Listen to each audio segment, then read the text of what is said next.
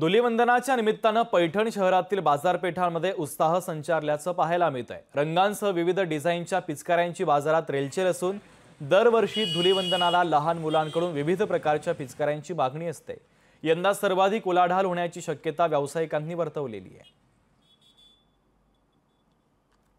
यावर्षी होळीच्या निमित्त धुलीवंदनाचे पिचकारी कलर मध्ये भरपूर डिझाइन आहे आणि वेगवेगळे पिचकारीचे नमुने आलेले आहेत।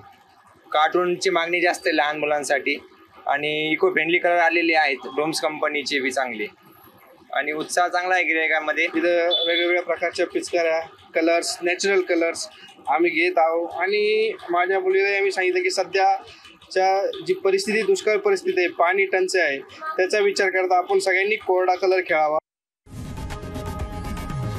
लोकशाही मराठी ऐका, पहा, जागरूक रहा।